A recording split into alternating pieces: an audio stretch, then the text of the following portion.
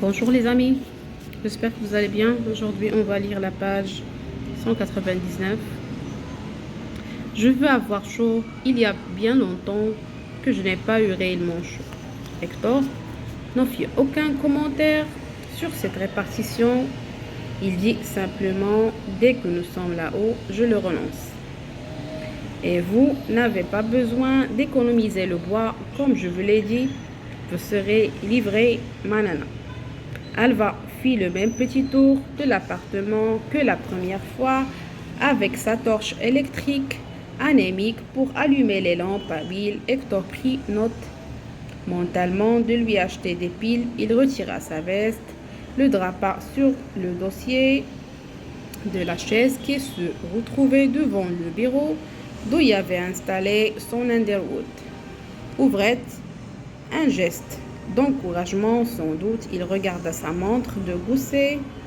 23h50, il la remonta. Si son horloge interne le réveillait à 4h du matin comme d'habitude, il n'écrirait pas dans ce minuscule appartement plein de courants d'air.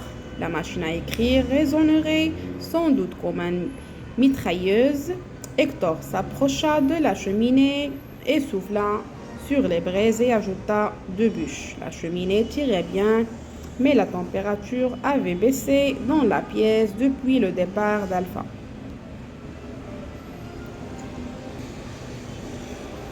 Avec ce que vous avez enduré, observa la jeune femme, vous devez être très fatigué et je suis tendue et sonnait bizarrement, comme si un obus avait exploré juste à côté.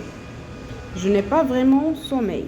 Tant mieux pour moi que vous soyez tendu et réveillé, précisa-t-elle, et le sourire aux lèvres. J'aimerais que vous m'expliquiez la raison exacte de votre arrestation. Mais avant cela, il se plaça et agrippa la côté de sa chemise et souleva par-dessus son dos. Hector, tendu, soupirait, tandis qu'il l'examinait. Il y a une échymose affreuse à haute. Vous devez terriblement souffrir.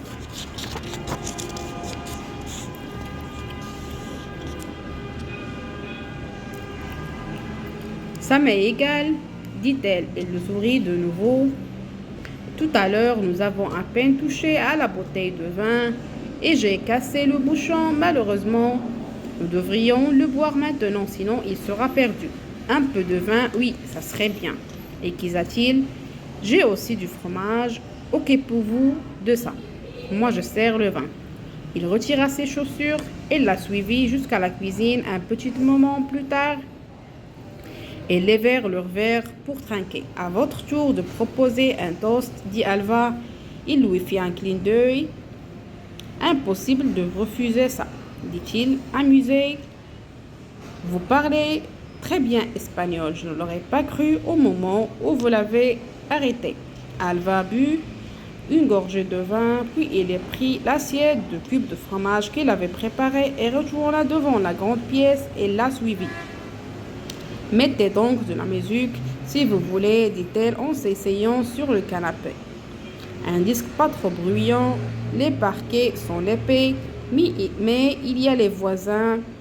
Est-ce qu'il risque de penser? Hector frissonna tout à coup légèrement, mais ne savait pas bien qu'il approuvait.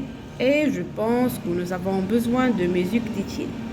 Il assit à son tour sur le canapé, un coussin reposé sur un siège entre Alva et lui. Il l'écarta, saisit un plein de la coudoir et fit signe à Hector de se rapprocher. Il ne refusa pas. Je n'arrête pas de penser à ce que nous a rencontré Bishop au sujet de sa femme, dit-elle, qu'il serait et qu'il était son véritable public. Aujourd'hui, il n'a plus son public et je crains que le monde ne perde pas un excellent peintre.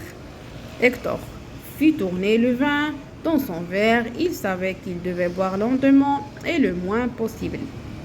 Vous avez raison, c'est le danger quand on investit tant de soi dans la personne qu'on aime, on finit par avoir deux cœurs.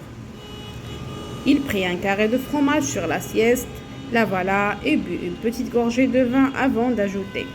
Je connais des écrivains qui affirment écrire pour une seule personne, comme Bishop dit qu'il peine pour sa femme, ils écrivent pour une compagne, un membre de leur famille. Et vous, Hector, pour qui écrivez-vous? J'écris pour moi, c'est ce que je me raconte.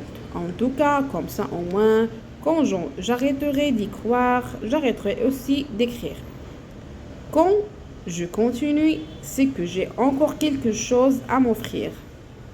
Vous savez, après Kanye West et ses histoires de meurtres d'inspiration sérialiste, j'ai entrepris une petite étude sur ce mouvement. Je suis tombée sur une phrase d'un type qui s'appelle Yvette Tanguy. Je ne sais pas très bien pourquoi, il m'interpelle comme ça. Tanguy, très solitaire, comme on travaille, je suis presque jaloux. Et il a pris un autre morceau de fromage qu'il fit descendre avec du vin et puis il demanda « Et vous, Alva, pour qui peignez-vous » On s'arrête à la page 201 et on continuera dans un prochain vidéo.